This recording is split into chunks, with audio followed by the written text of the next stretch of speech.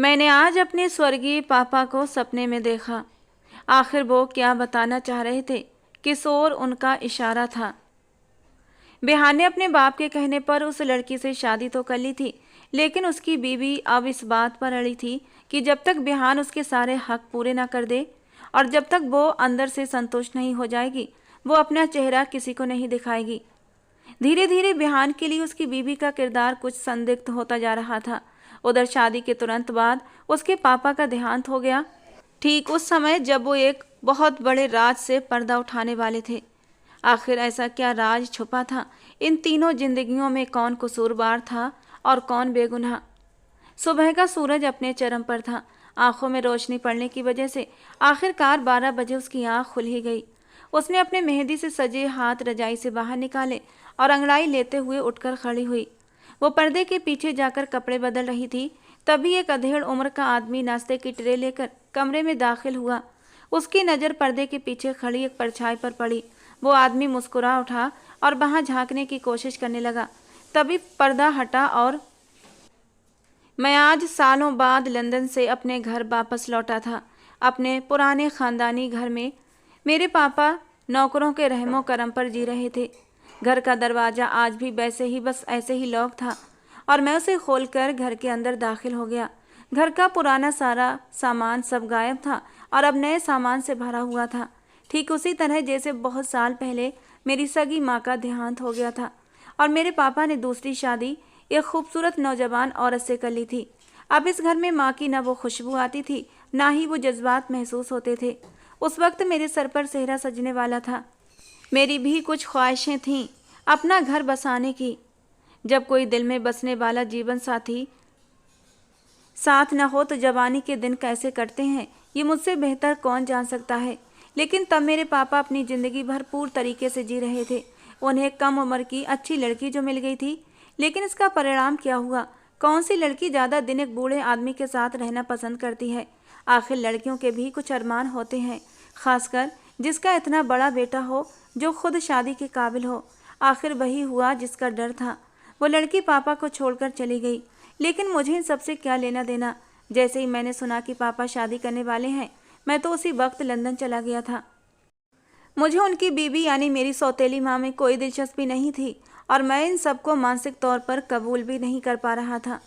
उन्हीं दिनों मेरे मोहल्ले का दोस्त अक्सर मुझे यहाँ की दास्तान सुनाया करता था, लेकिन मेरा कभी दिल नहीं किया कि मैं यहाँ वापस आऊँ। कम से कम मेरी तो हम उम्र होगी या फिर मुझसे भी छोटी होगी। वो बेचारी मेरी सौतेली माँ, पता नहीं किस मजबूरी के तहत उसने मेरे बूढ़े बाप से शादी की होगी।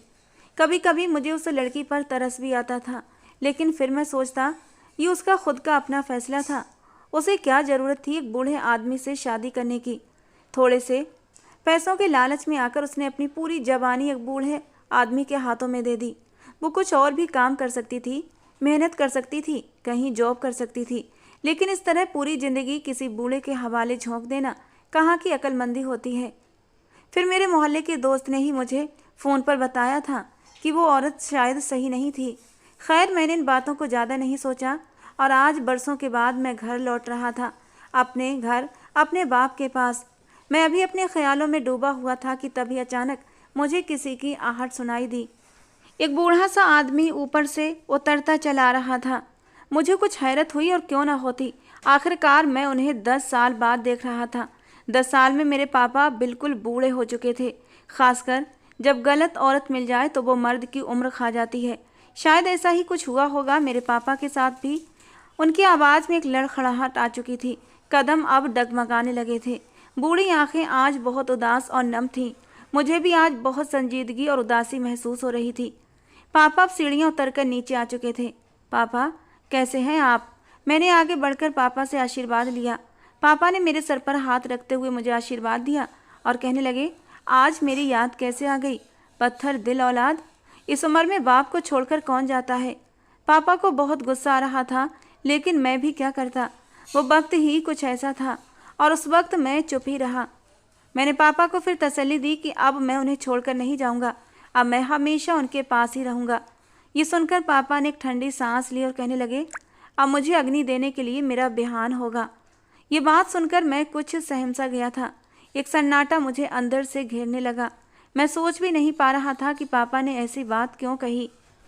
कितनी ही देर तक पापा मुझे अपने सीने से लगाए अपने अंदर की प्यास मिटाते रहे।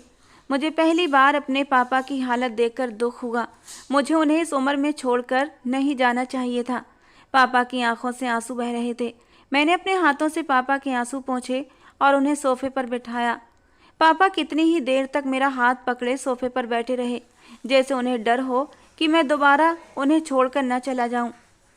पापा इधर उधर की मुझसे बातें करते रहे और हैरत की बात तो ये थी कि उन्होंने अपनी पिछली ज़िंदगी के बारे में मुझसे कोई भी जिक्र नहीं किया। वो औरत कौन थी, कैसी थी और उनकी ज़िंदगी से क्यों चली गई, और जाना ही था तो शादी क्यों की थी उसने। पापा ने नौकरों से कहकर मेरे पसंदीदा पराठे बनवाए थे और फिर हम बाप बेटे ने खूब पेट भरकर वो पराठे खाए। पापा, आज तो मज़ा ही आ गया। फिर पापा और मैं कमरे में जाकर सो गए। मेरी आँख सुबह ही खुली थी। तभी मैंने सोचा क्यों ना पापा का कमरा देखा जाए, क्या पता कोई ऐसी बात हो जो पापा मुझसे छुपा रहे हों।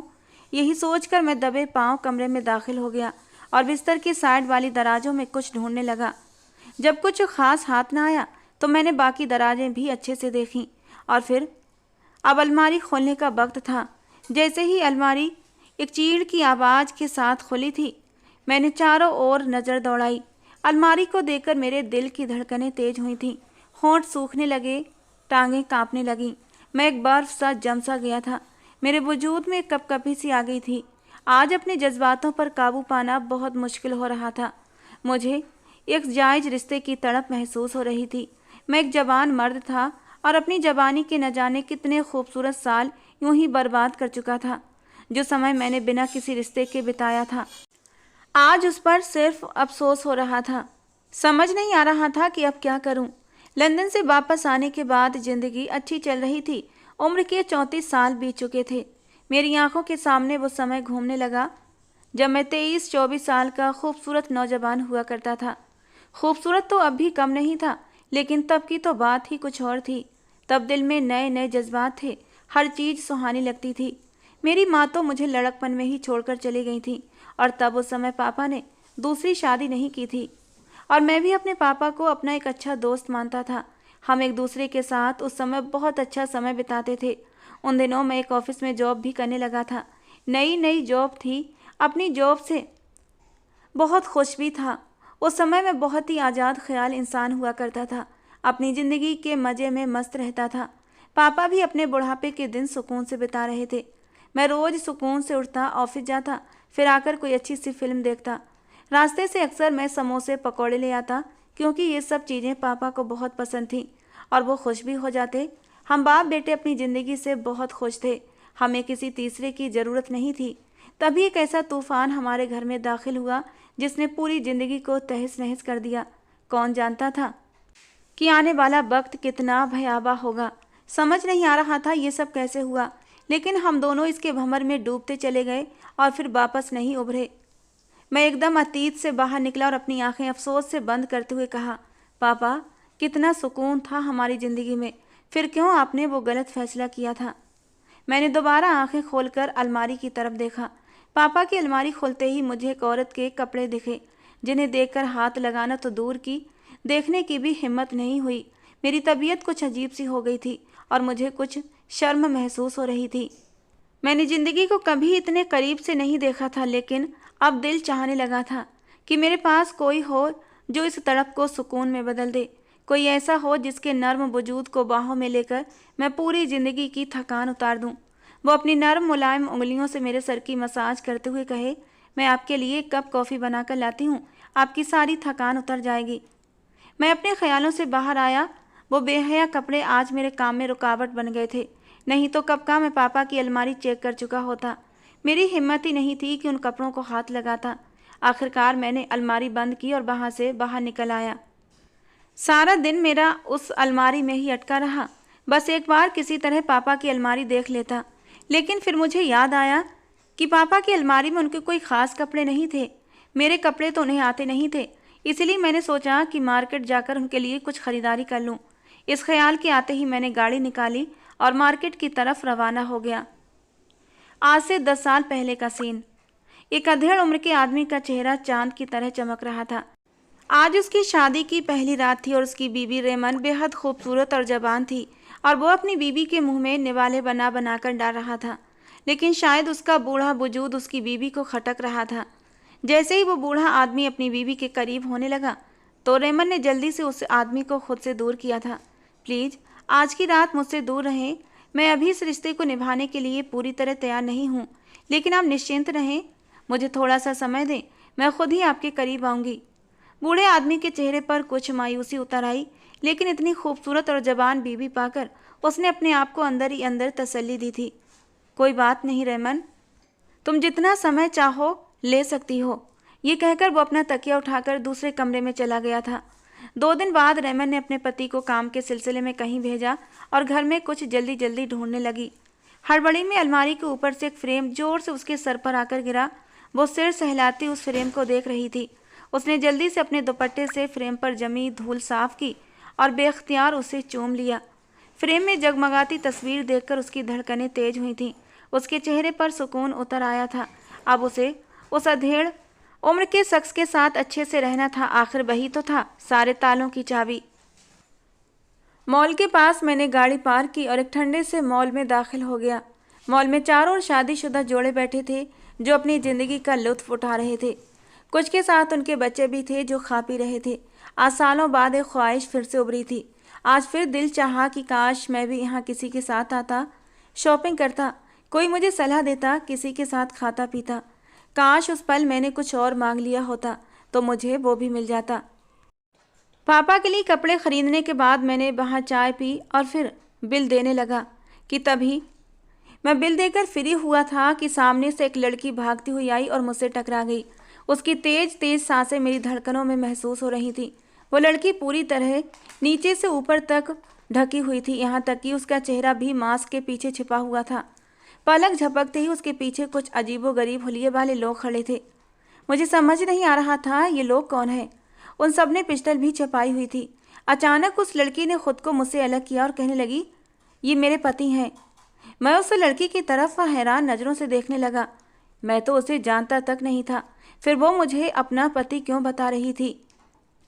मुझे ऐसा लगा जैसे वो कोई पागल मेरे पल्ले पड़ गई हो, या फिर ये लड़की अपना दिमागी संतुलन खो बैठी हो।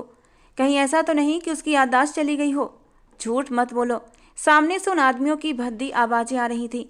मैंने इस वक्त ये समझने की कोशिश की कि आखिर हो क्या रहा है। वो लड़की मेरी ओर मुड़ी और आंखों से मुझे कुछ इशारा करने लगी। उसकी आंखें बहुत ही नशीली थीं और अगर उनमें कोई डूबने का खतरा था तो वो मेरा था, क्योंकि वो मुझे मुफ्त में अपना पति बना चुकी थी। मुझे भी कुछ शरारत सूझी। मैंने उस लड़की का इशारा समझ लिया था। उसके पीछे कुछ गुंडे पड़े हुए थे और फिर पति औरत का रक्षक होता है, यही सोचकर उसने मुझे अपना पति बताया होगा।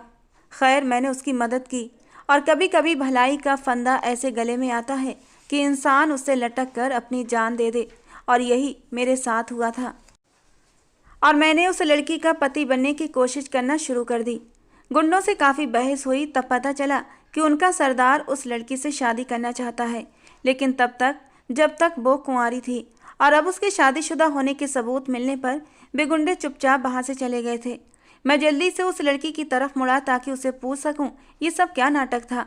मैंने उसे कंधों से पकड़कर झंझोड़ा कि आखिर कौन हो तुम और ये लोग कौन थे। अगले ही पल वो लड़की मेरी बाहों में झूल चुकी थी। मैं उसे आवाज़ें देता रह गया, लेकिन तब तक वो लड़की बेहोश हो चुकी थी। मैं काफ़ी देर तक सोचता रहा कि अब क्या करूं। फिर मेरे दिमाग में ख्याल आया क्यों ना इसे घर ले जाऊं और उसके होश में आने का इंतज़ार करूं। यही सोचकर मैंने उसे गाड़ी में लिटाया और घर की ओर रवाना हो गया। मुझे पता नहीं था कि मैं एक मुसीबत को घर ले जा रहा हूँ जो ना मुझे जीने देगी ना मरने देगी।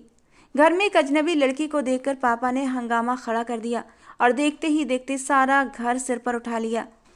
उनका कहना था कि घर में इस वक्त सिर्फ हम दोनों मर्द ही हैं, ऐसे में एक लड़की का होना और वो भी बेहोश। न जाने वो लड़की कौन है, कहाँ से आई है, होश में आने के बाद क्या क्या इल्ज़ाम लगा दे, और वैसे भी मोहल्ले वाले क्या कहेंगे। सारी उम्र शराफत से जिए हैं और आज लोग न जाने क्या क्या ताने देंगे। पापा बिल्कुल सही बातें कह रहे थे। पापा मैं तो बस मदद कर रहा हूँ उसकी, थोड़ा सा भरोसा रखें अपनी परवरिश पर। मैंने सिर्फ एक नेक काम किया है। बेटा लेकिन कौन जाने तेरे दिल को, तेरी नीयत को, तेरी परवरिश को। दुनिया को तो सिर्फ बोलना आता है। वैसे इस वक्त समय की जो नाजुकता है वो यही कह रही है कि अक्ल से काम ले, उस लड़की की रजामंदी लेकर उससे शादी कर ले। वैसे भी तो कुंवारा है, फिर क्या तकलीफ है। शादी का नाम सुनते ही मैं कुछ पीछे चला गया था, उस वक्त की तरफ जब उम्मीद थी, जवानी थी और कुछ ख्वाहिशें भी थीं, लेकिन आज सिर्फ ज़रूरतें रह गई थीं। क्या सोच रहे हो बेटा? पापा ने फिर से सवाल किया। पापा, मैंने ना तो उस लड़की को देखा है और ना ही उसे जानता हूँ। बेटा, जान पहचान तो बस एक रात की बात होती है, फिर सब देख भी लेते हैं और जान भी लेते हैं। खैर, मैं जल्दी से कमरे में गया तो वो लड़की होश में आ चुकी थी और बिस्तर पर सहमी हुई बैठी थी। उसे होश में आता देख मैं उससे बोला, अरे घबराओ नहीं, मैं ऐसा वैसा लड़का नहीं हूँ। लेकिन मैं क्या जानूँ आपका कि आप ऐसे लड़के हैं या फिर वैसे। उसकी मधुर आवाज़ मेरे कानों को छू गई। उसके बाद मैं धीरे से मुस्कुरा दिया। मैंने कहा, देखिए, आप आराम से बैठें और अगर किसी भी चीज़ की ज़रूरत हो तो बताएं। उसने सिर हिलाकर सहमति जताई। मैं फिर आगे अपनी बात जारी रखते हुए बोला। अब वो थोड़ी कंफर्टेबल होकर बैठ चुकी थी। मुझे आपसे कुछ पूछना है। असल में मुझे थोड़ी झिझक हो रही थी। कोई बात नहीं, जो कहना है कह दीजिए। मैंने झिझकते हुए कहा, आप अपने घर का पता बता दें, मैं आपको आपके घर छोड़ आता हूँ। असल में मेरा कोई घर नहीं है। उसकी बात सुनकर मेरे माथे पर बल आए थे। तो फिर? बस यूं ही अपनी ज़िंदगी के दिन काट रही हूँ। तो फिर आप मुझसे शादी करना चाहेंगी? आपको भी सहारा मिल जाएगा और मुझे भी एक हमसफ़र मिल जाएगा। मेरी बात सुनकर वो खिल उठी थी। उसकी नशीली आंखें और भी नशीली हो उठी थीं। आपका बहुत एहसान होगा मुझ पर, और मैं ये कर्ज कैसे उतारूंगी? उसकी बात पर मैं हल्के से हंस दिया। ये कोई एहसान नहीं है। अच्छा, आप बैठें, मैं अभी शादी का इंतजाम करके आता हूँ। पंडित जी से बात करता हूँ और इस कर्ज को फ़र्ज में बदलते हैं। लेकिन इतनी रात को कौन मिलेगा? पास में ही हमारी कॉलोनी के मंदिर के पंडित जी मिल जाएंगे। मैं उन्हें लेकर आता हूँ। तुम तैयार हो जाओ। ये मेरी मम्मी का जोड़ा है, पहन लो और अपना नाम तो बता दो। वो मेरा नाम ऐमन है। बहुत ही प्यारा नाम है कि तभी मेरे पापा के पुकारने की आवाज़ आई थी। अच्छा, चलता हूँ, पापा बुला रहे हैं। बेटा, इतनी रात तक एक लड़की के कमरे में यूँ बैठना ठीक नहीं है। वो पापा, मैं उससे बात कर रहा था, वो शादी के लिए राजी है। तो फिर चलो, जल्दी आओ, हम फिर शादी का इंतज़ाम करके आते हैं।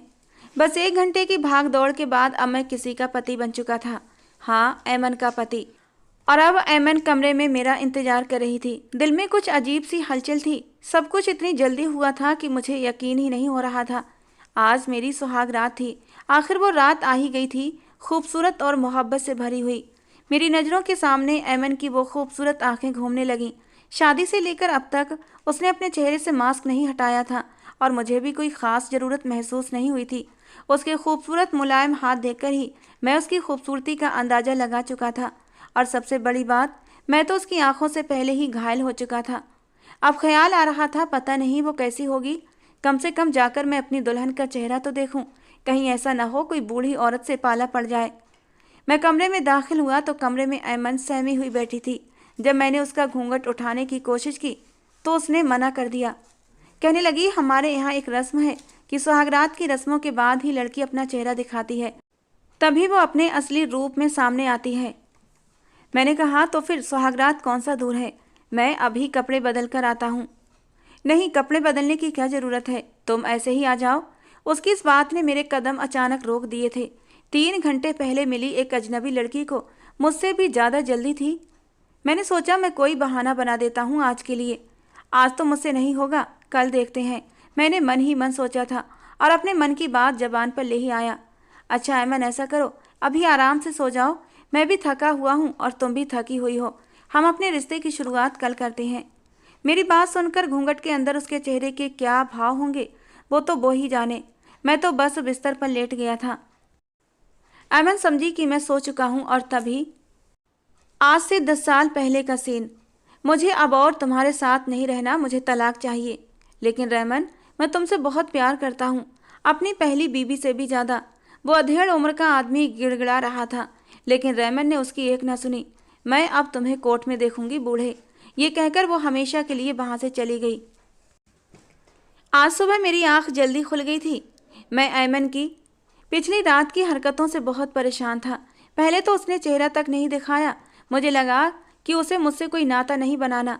फिर वो अपने हक की बात करने लगी और जब मैं सोने का नाटक कर रहा था तब वो मेरे साथ इस तरह से लिपट गई कि मेरा पूरा वजूद उसके काबू में था।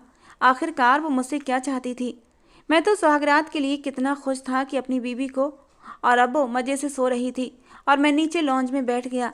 पापा वहीं अपने रोज़मर्रा के अंदाज में नाश्ता कर रहे थे। मुझे बैठा देख कहने लगे, सब खैरियत है? मैंने भी ये सोचकर सब ठीक ठाक कह दिया कि पापा बेकार में टेंशन लेंगे।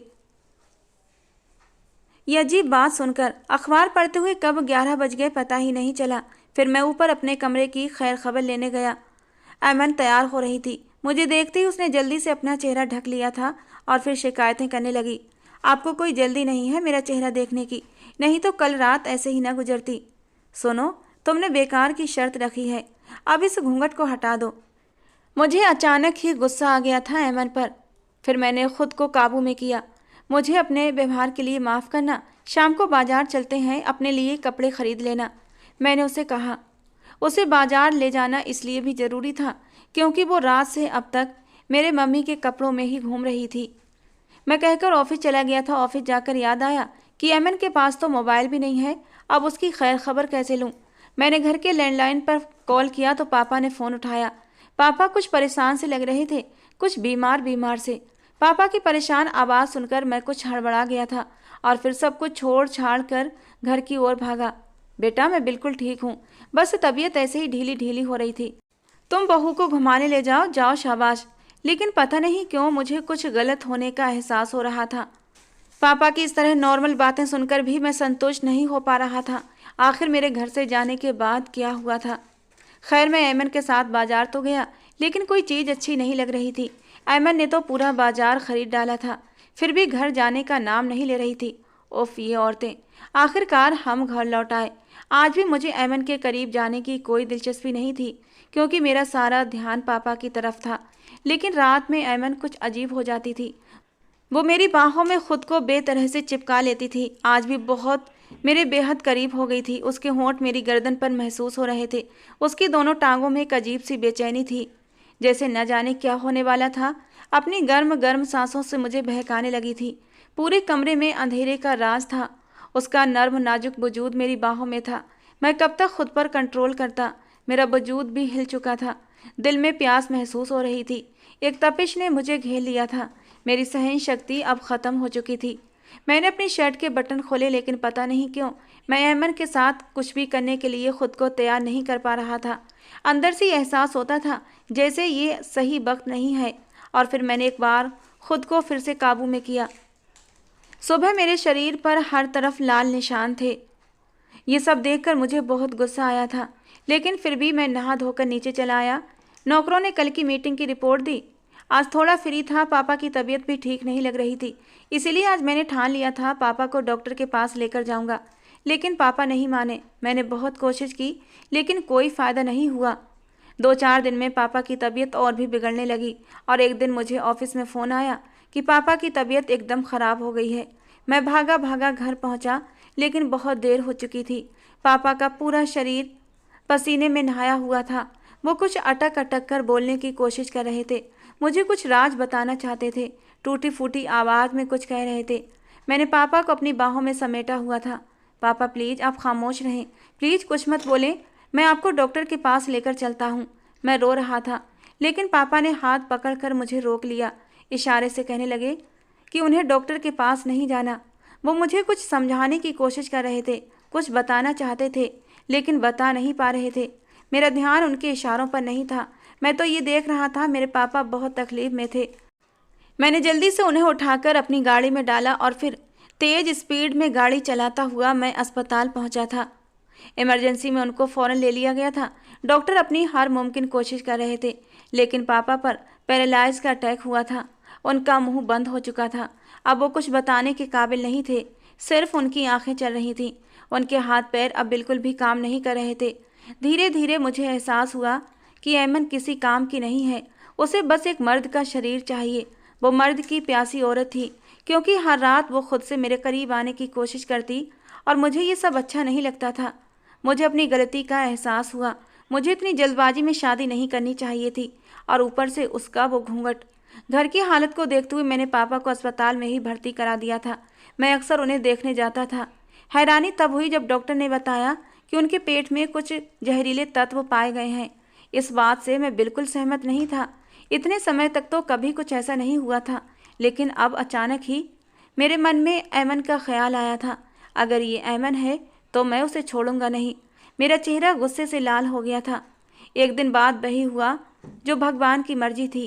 पापा मुझे अकेला छोड़कर चले गए। आखिर वो मुझे बताना क्या चाहते थे? पोस्टमार्टम की रिपोर्ट्स में जहरीले जानवर के काटने का मामला सामने आया था और ये बहुत हैरानी की बात थी। मैं उस दिन छत पर अकेला बैठा था पापा के गम में। तभी मेरे सामने एक साया आया। मैंने मुड़कर देखा तो बहुत ही खूबसूरत प्यारी सी लड़की मेरे सामने खड़ी थी। मैंने तुरंत चौंक कर पूछा, तुम कौन हो? बेहान, मैं आपकी बीबी ऐमन हूँ। अरे तुम, मैं तो डर गया था। खैर ये बताओ, बिना अपना हक लिए तुमने घूंघट कैसे हटा दिया? आज वो बिना घूंघट के मेरे सामने आई थी। वो वाकई बेहद खूबसूरत थी, मेरी उम्मीद से भी कहीं बढ़कर। मेरी बात सुनकर उसने उदास सा चेहरा बनाया था। कहने लगी, मुझे नहीं पता कब आप मेरी आत्मा को छुएंगे, कब मुझे महसूस करेंगे। वैसे भी अभी आप अपने पापा के गम में हैं। सुबह से आपने कुछ भी नहीं खाया है। आज मुझे ऐमन की बातें अच्छी लग रही थीं। मैंने उसका हाथ पकड़ा और उसे अपने पास बिठा लिया। ऐमन, एक बात समझ नहीं आती। क्या? उसने पूछा। पापा की मौत। ये सुनकर ऐमन के चेहरे का रंग उड़ा था। देखिए, ये बातें मत कीजिए, मैं डर जाती हूँ। वैसे भी ये मातम वाला घर है, कोई है भी नहीं। मुझे कुछ अजीब सा लग रहा है। अच्छा, अगर तुम डरती हो तो नहीं करता बात। अगले दिन मैं सुबह सुबह पापा के कमरे में चला गया। पापा की तस्वीर के सामने खूब रोया। आखिर मेरे पापा मुझे क्या बताने वाले थे? और वो जहरीला जानवर, आखिर पापा को उसके काटने का कैसे पता न चला? हाय मेरे पापा, मुझे कुछ तो बताते। मैं बहुत रोया और फिर थोड़ी देर बाद बाहर आया। अब गम था और गम को आने में तो वक्त लगता ही है और जाने में भी। मेरे लिए मेरे पापा की मौत एक सवालिया निशान बन चुकी थी। उस जहरीले जानवर ने मुझे, ऐमन या किसी नौकर को क्यों नहीं काटा?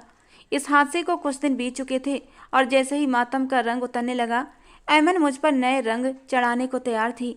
आज शाम जब मैं ऑफिस से घर आया तो ऐमन जो कपड़े पहने बैठी थी वो मेरे होश उड़ाने के लिए काफ़ी था। उसे इस अधकुले रूप में देखकर मैंने खुद को कहीं खोता हुआ महसूस किया और अगले ही पल मैं ऐमन से लिपट गया। दिल की धड़कनें शोर मचा रही थीं।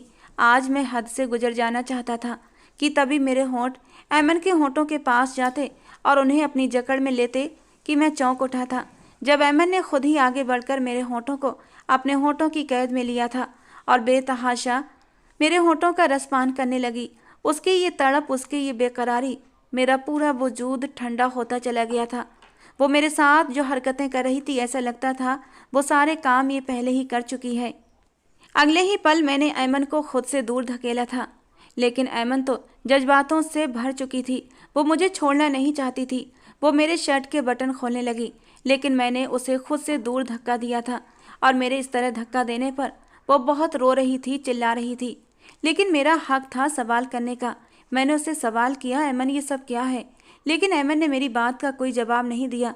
ऐमन ने ज़बरदस्ती मेरे मुंह में कुछ डाला था जिससे मैं कुछ ही देर में मदहोशी में डूब गया और फिर ऐमन ने जो कुछ किया वो बर्दाश्त के बाहर था।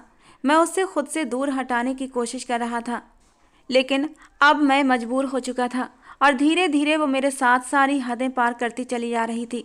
सुबह मैं बिस्तर पर ऐसी हालत में था कि न मेरी इज्जत बची थी और न कोई आदर सम्मान। खुद को यूं देखकर आज मैं अपनी ही नज़रों में गिर गया था। मेरा सारा वजूद टुकड़े टुकड़े हो चुका था। होश कुछ बहाल हुए तो मैं फ्रेश होकर नीचे आया। ऐमन उस समय नाश्ता कर रही थी और मुझे आते देख शरारत से मुस्कुराने लगी। काश मैं भी उस पल को जी सकता, लेकिन मैंने उसका हाथ खींचा और कमरे में ले गया। क्यों किया तुमने मेरे साथ ऐसा? तुम पहले से शादीशुदा हो, तुमने क्यों नहीं बताया? छोड़ो मेरा हाथ। उसने अपना हाथ छुड़ाया। मैंने सोचा था आज नहीं तो कल तुम्हें पता चल ही जाएगा। और क्या हो गया? आखिर इसमें ऐसी बड़ी बात क्या है? सबकी तलाकें होती हैं, मेरी भी तलाक हो गई थी। मैंने गुस्से से अपने दांत भींचे और उसको बालों से पकड़ा। और रात रात तुमने मेरे साथ क्या किया था? क्या मतलब है इस बात का? मैं आपसे प्यार करती हूँ। एक प्यासे को पानी पीते पीते कुएं से हटा दिया जाए तो वो भला क्या करेगा? मेरी भी कुछ इच्छाएं हैं। उसने कहा तो मैंने तड़प कर कहा था, इच्छा या फिर हवस? और ये सवाल पूछते ही उसकी आंखें लाल हो गई थीं। इस बार वो मुझ पर गुस्से के मारे टूट पड़ी थी। मेरा सारा दिन बहुत बुरा गुजरा था। एक तो ऐमन का ऐसा बर्ताव, ऊपर से पापा भी नहीं थे। रात में थक हार कर सो गया, लेकिन आधी रात मैं चौंक कर उठा। मेरे कानों में पापा की आवाज़ आई थी, बेहान पीछे हटो। मैं पापा पापा चिल्लाते हुए पूरे घर में उन्हें ढूंढने लगा। फिर आखिरकार थक हार कर वापस कमरे में आ गया। दिल में एक घुटन थी, पापा की अधूरी बात और वो आवाज़। कहीं मेरे लिए कोई इशारा तो नहीं। मेरे दिलो दिमाग को तरह तरह के ख्यालों ने घेर लिया था। 2 दिन बाद मैंने सपना देखा कि मैं आग में जल रहा हूँ। इस बार मैं समझ गया था कि मुझसे कोई गुनाह हुआ है। मैं तुरंत पापा के कमरे में गया और अलमारी खोली। कुछ चीज़ें इधर उधर की, लेकिन कुछ समझ नहीं आया। फिर सोचा क्यों ना ऐमन की अलमारी देखी जाए। ऐमन की अलमारी में भी कुछ नहीं मिला तो मैं मायूस हो गया। आज रात फिर से पापा सपने में आए थे और कहने लगे, संभल जा बेहान। फिर मैंने अपना जायजा लेना शुरू किया। पता नहीं क्यों मेरा शक बार बार ऐमन पर जाकर टिक जाता। कुछ तो राज छुपा था उसकी शख्सियत में जो मैं जानना चाहता था। मैं हर वक्त घर में नहीं होता था, लेकिन नौकर तो होते थे। मैंने अपने पुराने वफादार नौकरों से पूछा कि ऐमन घर में ज़्यादातर कहाँ कहाँ जाती है। एक नौकर ने बताया कि ऐमन ज़्यादातर गार्डन में पाई जाती है और उस वक्त वो वहाँ पर काम करने वाले माली को गार्डन से हटा देती है। उसके हाथों में कुछ सामान होता है और वह अपना खुफिया सामान एक क्यारी में छुपा देती है। ऐमन के घर में होते हुए ये सब करना बहुत मुश्किल था। मैंने बहुत सोचा, फिर ऐमन को एक धार्मिक स्थान पर ले गया और वहीं छोड़ आया। ऐमन साथ आने की जिद कर रही थी, लेकिन मैं भी बातों में माहिर था। घर आते ही मैंने सारी क्यारियों की खुदाई शुरू कर दी। ऐमन के पास आखिर क्या सामान हो सकता था। वो तो इस घर में बिल्कुल खाली हाथ आई थी। ऐमन का चरित्र काफ़ी संदिग्ध लग रहा था। वो मेरे बारे में बहुत कुछ जानती थी, लेकिन मैं तो उससे अनजान था। एक क्यारी को खोदने पर कुछ ठक ठक की आवाज़ आई। जिज्ञासा में आकर मैंने जल्दी से खोदा तो एक स्टील का डिब्बा बरामद हुआ, लेकिन उस पर ताला लगा हुआ था। मैं उसे अंदर ले गया और ताला तोड़ दिया। उसमें कुछ कागज़ थे। खोलने पर पता चला वो तो शादी के पेपर थे, आज से 11 साल पुराने। ये देखकर मैं हैरान हो गया। कोर्ट से रजिस्टर्ड पेपर किसी रेमन और संजय त्रिपाठी के नाम के थे। संजय त्रिपाठी तो मेरे पापा का नाम था, लेकिन पेपरों को देखकर मैं हैरान हुआ था। ठीक है, पापा ने दूसरी शादी की थी, कोर्ट मैरिज की थी, और ये वही कोर्ट के पेपर थे। लेकिन ऐमन ने आखिर इन्हें क्यों छुपाया था? क्या मकसद था इसका? वो तो बिल्कुल खाली हाथ आई थी इस घर में। क्या उसके आने का कोई मकसद है? कहीं पापा की मौत में उसका हाथ तो नहीं? हे भगवान, मेरा सिर दर्द से फटने लगा। मैंने इस बारे में ऐमन से बात नहीं की। इन सारे सवालों के जवाब उस दिन मिले जब पापा के दोस्त अचानक पापा की मौत की खबर सुनकर हमारे घर चले आए। रूखी सूखी हाय हेलो के बाद बातचीत चलती रही और फिर अचानक ही ऐमन कमरे से बाहर आई थी। उसे देखकर पापा के दोस्त खड़े हो गए। नमस्ते भाभी। भाई साहब के जाने का बहुत दुख हुआ। अभी कुछ ही समय हुआ था आपकी शादी को, और अब ये विधवा की ज़िंदगी। बेटा, अपनी माँ का बहुत ख्याल रखना। माँ? ये बात सुनकर मैं सदमे में आ गया और ऐमन का चेहरा भी सफ़ेद पड़ गया। ऐमन बहुत ज़्यादा घबरा गई थी। उसकी हालत देखकर मैं समझ गया कि सारा कसूर उसी का था, लेकिन फिर भी मेरी गैरत ने ये सब बर्दाश्त नहीं किया और मैं आखिरकार बोल ही पड़ा। अंकल, आप होश में तो हैं? ये मेरी बीबी है ऐमन। नहीं, ये तुम्हारे बाप की बीबी है रेमन। तुम्हारा बाप क्या मरा? तुम तो पागल हो गए। ठीक है, भाभी जवान है, कम उम्र है, लेकिन इसका ये मतलब नहीं कि तुम अपने बाप की अमानत में खयानत करोगे। बदतमीज इंसान, और कितना गिरोगे। भले सौतेली है, लेकिन ये तुम्हारी माँ है। ये सब सुनकर मेरी बर्दाश्त की सीमाएं टूट गईं। ऐसा लगा जैसे पूरे घर की छत मेरे सर पर आ गिरी हो। मैं फटी फटी आंखों से कभी ऐमन को देखता तो कभी सामने बैठे पापा के दोस्त को। सब कुछ मेरी आंखों के सामने क्लियर होता जा रहा था। कितना बड़ा धोखा खाया था मैंने। किसी की भी गलती नहीं थी, गलती तो मेरी थी कि मैंने इतनी जल्दबाजी में ये फैसला लिया था। मैंने खूनी नज़रों से ऐमन को देखा। मैंने चिल्लाना शुरू कर दिया, मैं नहीं गिरा हुआ हूँ, ये गिरी हुई है, बदचलन है। इसने पापा से उस वक्त तलाक लेकर आज मुझसे शादी कर ली। बेहया औरत। दुख से मेरी आंखें भर आई थीं। अंकल हैरान खड़े थे। अब मुझसे उस औरत का वजूद एक मिनट भी बर्दाश्त नहीं था। अब मुझे समझ आ गया कि पापा क्या बताने वाले थे और किसने उन्हें बेरहमी से मार डाला। मेरी बात सुनो, मुझे कुछ नहीं पता था। मैंने अपने पहले पति को नहीं पहचाना था। आप खुद बताइए, वो इतने बूढ़े हो गए थे, मैं उन्हें कैसे पहचान पाती? मुझे नहीं पता वो मेरे पहले पुराने पति थे जिससे मेरी 11 साल पहले शादी हुई थी। हाँ, मेरा उनसे तलाक हो गया था, लेकिन मुझे ये नहीं पता था तुम मेरे पति के बेटे हो। मुझे माफ़ कर दो, मुझे कुछ नहीं पता था। अमन ने कभी सोचा नहीं होगा कि उसका राज यूं खुल जाएगा और वो एक दिन खुद सामने आकर खड़ी हो जाएगी। खैर, उसने बहुत मेहनत की थी, लेकिन अब उसके हाथ में कुछ नहीं बचा था सिवाय पछतावे के। जब तक पापा जिंदा थे उसने अपनी सूरत नहीं दिखाई, और जैसे ही पापा मरे अगले ही दिन बिना घूंघट के मेरे सामने आ गई थी। मैं टूट चुका था, अपने वजूद के टुकड़े समेट रहा था कि इतने में अंकल ने पुलिस बुला ली और अमन को गिरफ्तार करवा दिया। ये सब इतना जल्दी हुआ था कि कुछ समझ नहीं आ रहा था। कुछ पल गुजरे थे और मेरा कांच का घर टूट गया था। जिंदगी और भी बदतर हो चुकी थी। सही कहते हैं बड़े बुजुर्ग, जब शादी करो तो सारी छानबीन करो, खानदान देखो और फिर फैसला करो।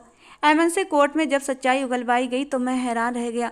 उसने अपना सारा गुनाह कबूल कर लिया कि कैसे उसने हवेली के लिए पापा से शादी की। फिर एक दिन उसे मेरी तस्वीर मिली और वो मुझे पसंद करने लगी। मेरी तस्वीर देखते ही मुझ पर फिदा हो गई और उसने उसी वक्त सोच लिया कि वो मेरे बूढ़े बाप से छुटकारा पाकर मुझसे शादी करेगी। कैसे उसने पापा को छोड़ दिया। उसे पता था कि वो घर से जाएगी तभी मैं कभी ना कभी घर वापस जरूर आऊँगा। गुंडों का नाटक, शादी की नई रस्में, उसके बाद चेहरा न दिखाने की रस्म। मैं इतना बेगैरत नहीं था कि अपने बाप की छोड़ी हुई औरत से शादी करता और उसके साथ अपने घर गृहस्थी बसाता। मैंने उसी वक्त अमन को तलाक दे दी। वो रोती रही, गिड़गिड़ाती रही, लेकिन मैंने उस पर दया नहीं दिखाई। और आज मैं तन्हा जिंदगी गुजार रहा हूँ। किसी औरत पर विश्वास करने का अब मन ही नहीं होता और शायद यूं ही अब अकेले ही जिंदगी बसर हो जाएगी। दोस्तों, आज की हमारी कहानी कैसी लगी जरूर बताना। पसंद आई हो तो प्लीज़ लाइक करना। रोज़ एक नई कहानी सुनने के लिए हमारे चैनल को भी सब्सक्राइब करना। मिलते हैं दोस्तों अगली किसी नई कहानी के साथ।